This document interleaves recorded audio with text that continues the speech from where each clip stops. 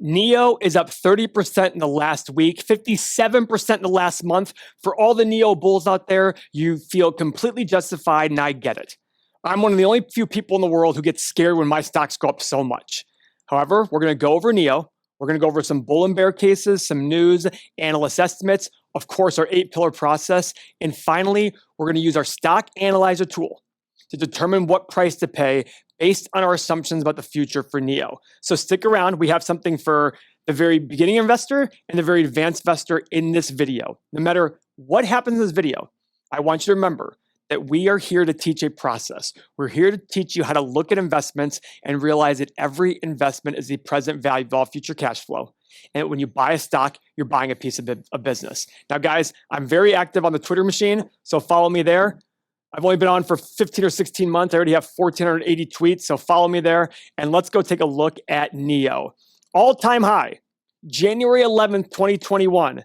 At $67 a share. 52-week low, just June 1st of this year, 2 months ago, $7. And it's now at $15. So it's up over 100% in the last 2 months. Mo, go ahead. So in 54 days, the company is probably they've fundamentally changed to go up 100%. That's sarcasm. In 60 days, it is up over 100%. And I think usually that's very difficult. Guys, in the short run, stocks are a voting machine. In the long run, they're a weighing machine. We're clearly in a very hyped area right now in the market with AI, EV, etc. But although, Mo, the EV chatter has died down since AI happened. The AI chat, that's the thing that we always said. Guys, before when it was EV, we're like, it's going to be something else in the future. Sure enough, it's AI. Spoiler alert, it's going to be something else above AI in the future. Listen to these last 6 days of, this is what the stock has done over the last 6 days. It's been up 10.87%. Up 1.53%, up 10.58%, up 0.5%, up 11.33%, and then today it's up about 3%. It just doesn't stop. Can't stop, won't stop, NEO. Yeah. All right, so let's go over some high-level views of the company. First off, $25 billion market cap. If you bought every share outstanding and you owned 100% of the shares, you'd spend $25 billion. Now, Mo, here's something interesting. Enterprise value, which is all the shares outstanding plus all their debt, is about $30 billion. It's not as bad as I thought. I'm not super surprised. I bet the shares outstanding is crazy. The growth? The growth. Okay, let's look at that real quick. So what he's saying is he thinks in the last 10 years, but it's a Chinese company. They tend to not do that. Oof. Yeah, it's not bad. 1.6 to 1.64. All right. Now, guys, here's what I will say about the company. Their price to sales ratio is 3.6. This is a very important metric to look at in the car business. When you're comparing two companies within an industry, it's really nice to look at the price to sales ratio, not PE, price to sales. How much are you going to pay for $1 of revenue? Now, their gross margin here is 10.4%. That's pretty bad. That's pretty low. So let's compare it to Ford. Ford, their price to sales ratio is 0.3. So NEO's currently selling for 12 times more price to sales ratio, and their gross margin at Ford is 30% higher. Okay, maybe that's a fluke. Let's go to Toyota. Toyota's price to sales ratio, 0.86. So about 4 times higher for NEO than Toyota, and their gross margin is about 70% higher than NEO. Okay, Honda, 0.45 price to sales ratio, about 9 times more for NEO, and their gross margin to Honda, 20%. Guys, these companies aren't disruptive, though, that you're showing. Well, and by the way, in fairness to NEO, they have a lot more growth potential. But look at this, Mo. Honda is it's a $53 billion company. NEO is already a $25 billion market cap. Mm-hmm. Is that really worth it? Now, Honda's enterprise value is $120 billion. They got a lot of debt, but they make more money. So I look at this stuff, guys, going, okay, this is how you compare companies within an industry. They don't make cash flow. In fact, in the last year, they've lost about $5 billion in free cash flow. They don't make money. They lost $2 billion in the last year. They've averaged losing 1.25 in the last 5 years. So guys, this company is just still in growth mode. And we've been very apprehensive about this company for a long time. So Mo, can you give us some of the bull and bear cases on NEO right now? Because of course, there's still going to be good things happening to the company. Right. So the Chinese government has rolled out a new plan to provide $72 billion in tax breaks for EVs and green vehicles. So that's, of course, going to help them, just like it helped Tesla here in the States. Of course. Due to Volkswagen's $700 million investment in Chinese EV maker XPeng. You know XPeng? Yep. Some people are saying that the alliance between China and the United States in this EV space is going to be helped. Oh. So that's, who knows if it's true or not, but that's a bull case that people are thinking about. And by the way, one other thing about that concerns me, though, Tesla is trying to put a $25,000 car in India, right? Mm-hmm. That's not too far from China. And they've also dropped their prices in China on their vehicles for Tesla. So I look at that saying that's hard competition for NIO. Yeah, so it's funny. Tesla's dropped their prices in here. They've dropped it over there. They're trying to build a cheap car there. Ford has recently dropped their prices on their EVs. So EV is not looking as disruptive as it used to be. Mm-hmm. Guys, remember, something can be great, but if a bunch of people flood the market, it's going to cause increased competition. And what happens when there's increased competition? Lower pricing, less margin. Mm-hmm. You've got to remember that. These fundamentals of business don't go away. The fundamentals of these businesses don't go away. So give us some bear cases, Mo. Okay, vehicle deliveries quarter over quarter fell 37.6%. Wow. So in Q1 of 2023, they did 37,699 deliveries. And in Q2, they did 23,520. Okay. They'll burn through the most recent run. Oh, they raised $738 million in one, and they're probably going to burn through that in 1 year. So guys, they're still relying on investor money in order to fund the losses of this business because the losses are just increasing. There's only two ways to pay for losses. You either issue debt, which means you borrow the money, or you issue shares, which means you bring on more investors. But eventually, it's going to get people to say, I'm done because I'm being diluted and diluted and diluted. What does that mean?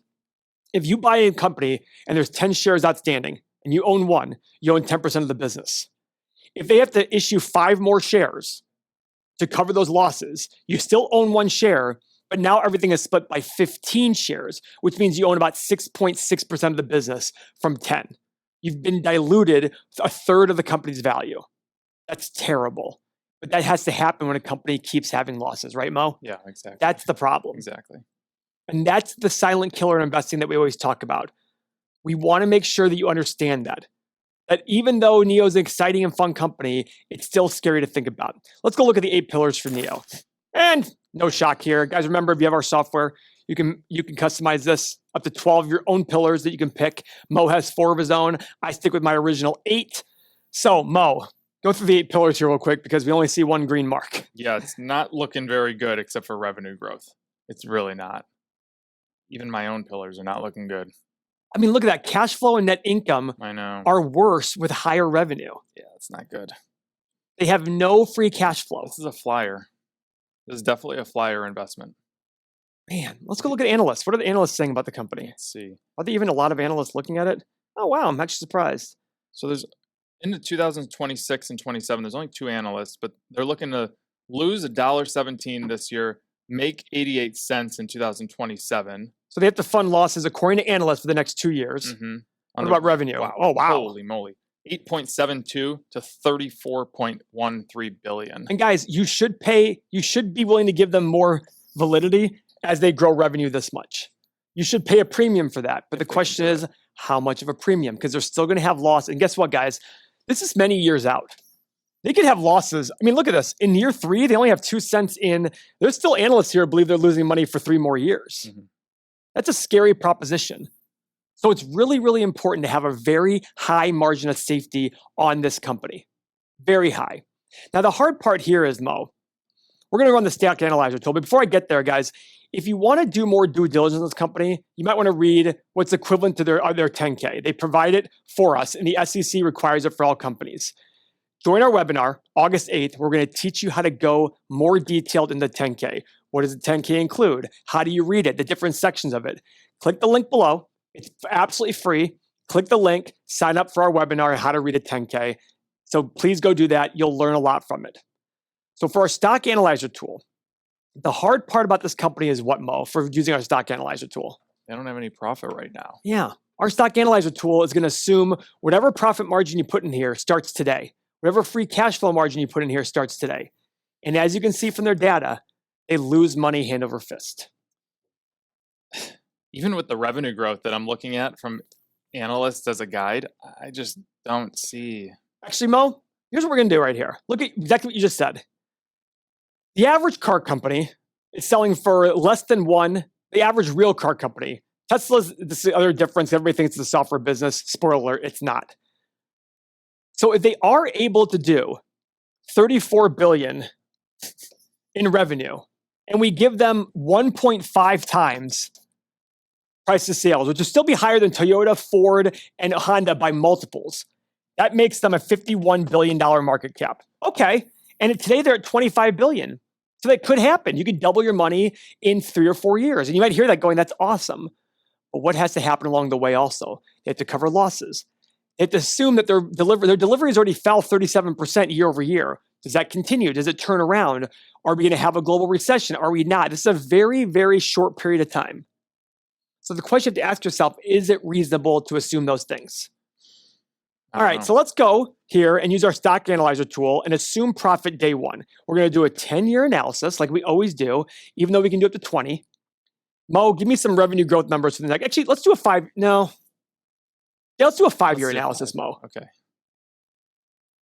What's your revenue growth numbers you want to give me? I